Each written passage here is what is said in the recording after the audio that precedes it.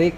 Disinilah terjadi proses pemanasan si oli tersebut. Ya, temperatur tergantung user menginginkan bisa 200 derajat, bahkan bisa sampai 300 derajat. Itu menyesuaikan kebutuhan user, itu bisa disetting di parameter panel tersebut. Nah, dari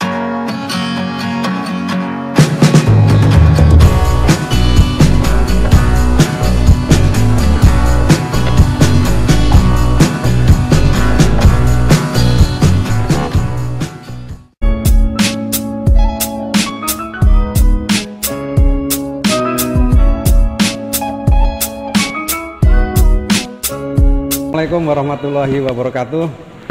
Pada kesempatan kali ini saya akan mereview tentang thermal oil heater. Pada minggu-minggu yang lalu atau bulan-bulan yang lalu saya mereview tentang thermal oil heater bahan bakar solar atau gas.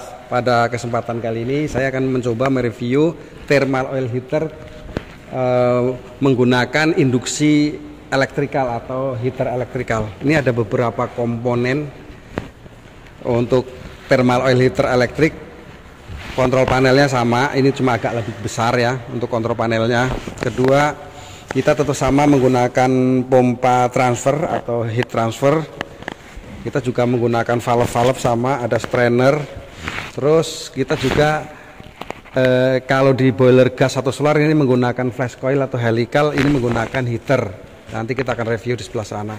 Terus ini kontrolnya juga sama, nih ada untuk differential pressure switch untuk tekanan oli supaya nggak overheat. Nah, di sini sama juga dilengkapi dengan alarm. Nah, ini heater kita ini menggunakan merek Sintek, masing-masing kapasitasnya 200 kW. Ini total semuanya 400 kW. Sama itu juga dilengkapi dengan buffer tank atau sump tank. Ini sebagai untuk penyimpanan oli. Terus di atas juga ada expansion tank. Ya, expansion tank. Di situ juga ada level switch belum terkonek. Di atas ada level switch.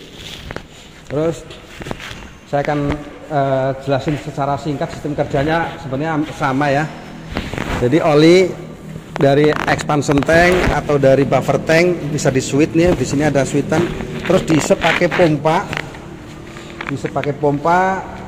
Terus diisep sampai pompa ya. Terus dimasukkan ke dalam heater nih, ada dua body heater elektrik. Disinilah terjadi proses pemanasan si oli tersebut. Ya, temperatur tergantung user menginginkan bisa 200 derajat, bahkan bisa sampai 300 derajat. Itu menyesuaikan kebutuhan user, itu bisa disetting di parameter panel tersebut. Nah, dari hasil pemanasan heater elektrik ini kita lari ke proses. Itu ada yang belum ke connect nih, lari ke proses. Panasnya itu nanti lari ke proses, tuh ada tuh, kita belum dikonek. Nah, dari proses itu otomatis kan diserap panasnya balik lagi ke di bawah expansion tank itu ada flank, itu buat balikan oli ke pipa ini. Makanya pipanya agak besar sedikit, tujuannya supaya tidak hunting ya. Si pompa ini tidak hunting, makanya pipa inletnya tuh lebih besar daripada pipa outletnya atau pipa transfernya. Ini dilengkapi dengan indikator pressure gauge di sini. Kalau ada kekosongan oli pasti akan hunting, makanya dipasang differential pressure switch untuk mendetek supaya tidak terjadi tekanan yang turun naik atau lonjakan. Makanya dipasang namanya differential pressure switch. Itu.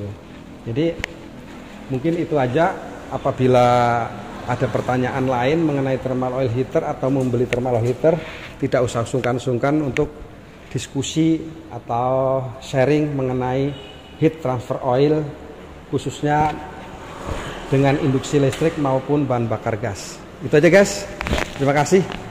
Akhir kalam, wabillahi taufiq wal hidayah. Assalamualaikum warahmatullahi wabarakatuh. Sukses buat Anda.